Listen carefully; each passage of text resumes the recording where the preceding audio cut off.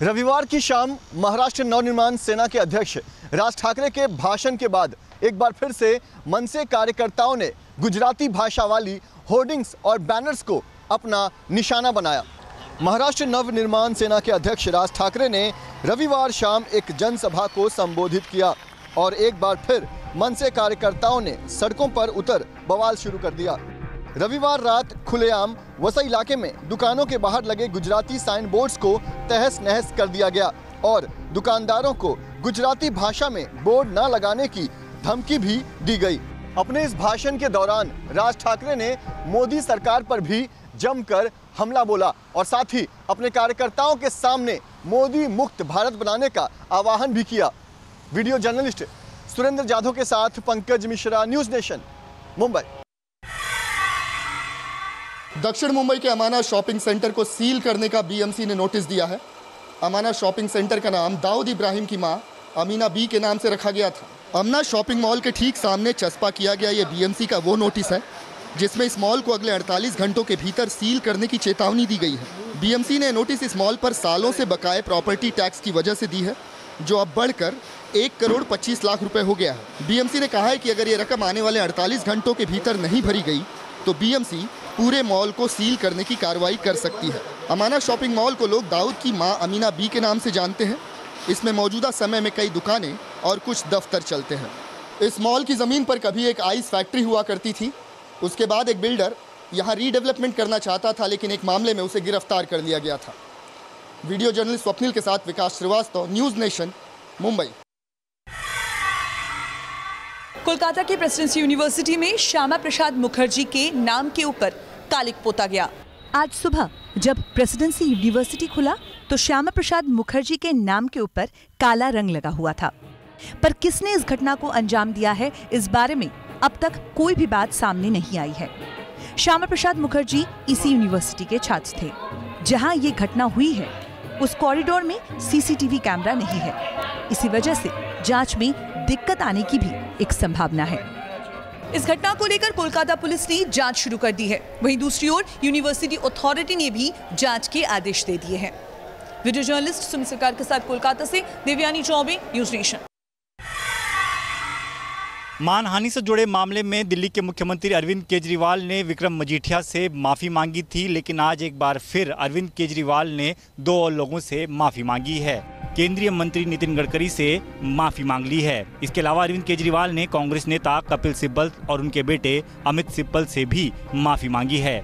अरविंद केजरीवाल ने नितिन गडकरी को 16 मार्च को एक चिट्ठी लिखी जिसमें उन्होंने लिखा कि हम दोनों अलग अलग दल के नेता हैं। मैंने आपके बारे में बिना जांचे कुछ आरोप लगाए जिससे आपको दुख हुआ होगा, इसलिए आपने मेरे खिलाफ मानहानि का केस दायर किया।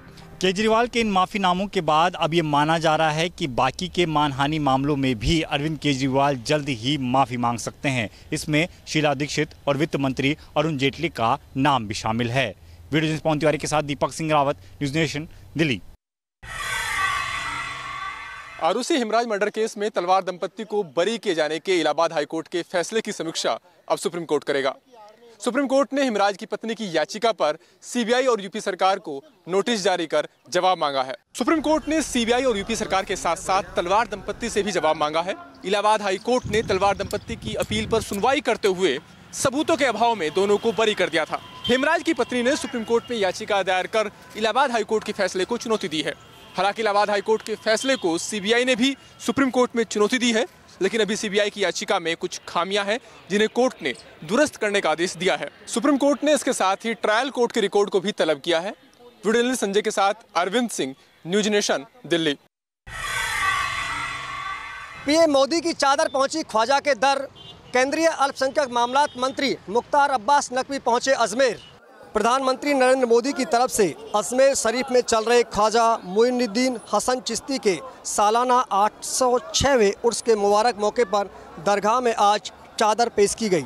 चादर लेकर आए केंद्रीय अल्पसंख्यक मामलात मंत्री मुख्तार अब्बास नकवी ने चादर के साथ साथ अकीदत के फूल भी पेश किए। प्रधानमंत्री की तरफ से चादर पेश करने के बाद नकवी ने देश में अमन, चैन और भाईचारे की दुआ मांगी। नकवी ने इस मौके पर अजमेर शरीफ के लिए भेजे गए प्रधानमंत्री मोदी के संदेश को बुलंद दरवाजे से पढ़कर सुनाया।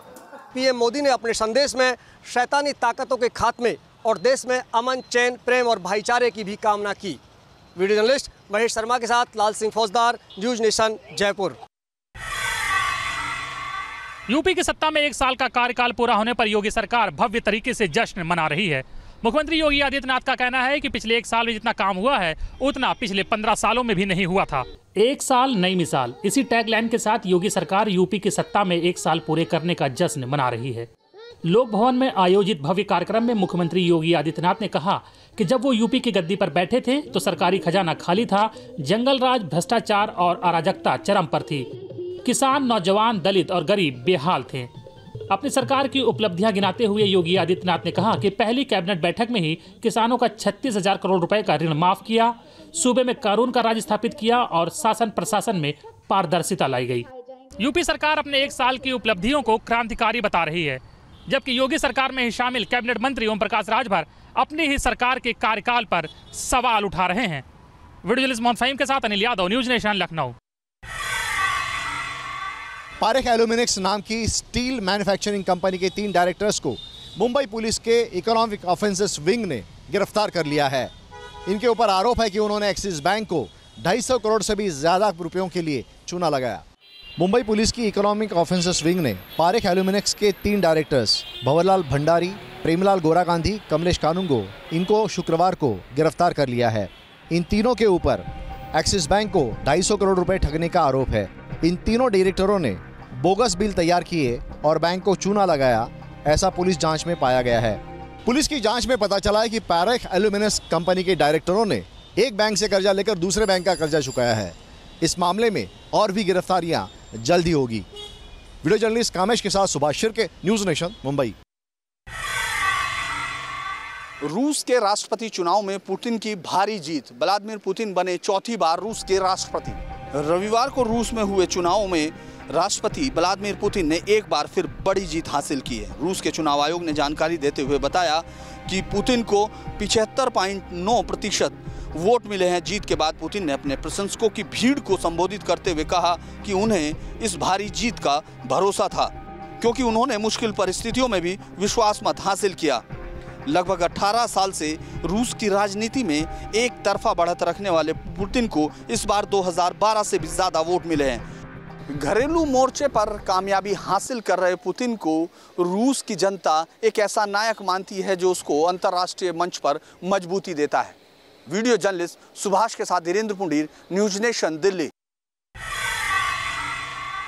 पाकिस्तान मूल के गायक अदनान सामी ने पड़ोसी देश पाकिस्तान के एक प्रशंसक को दी नसीहत, कहा ईद सिर्फ आपका ही त्योहार नहीं। अदनान सामी ने पड़ोसी देश पाकिस्तान के प्रशंसक को ताकीद किया कि ईद सिर्फ उनका ही नहीं बल्कि दुनिया भर के मुस्लिम समुदाय का पर्व है। अदनान ने रविवार को ट्विटर पर अपने फॉलोअर्स को गुड़ी पाड़वा, नवरात्रि और उगाड़ी की बधाई दी थी। इस पर पाकिस्तानी ट्विटर यूजर ने लिखा कि आप हमें ईद की बधाई देना नहीं भूलेंगे।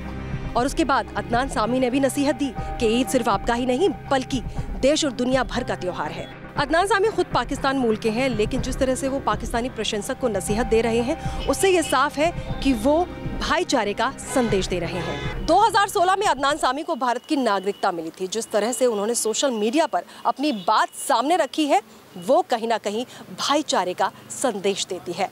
वीडियो जर्नलिस्ट संदीप के साथ सायरा, न्यूज नेशन, दिल्ली।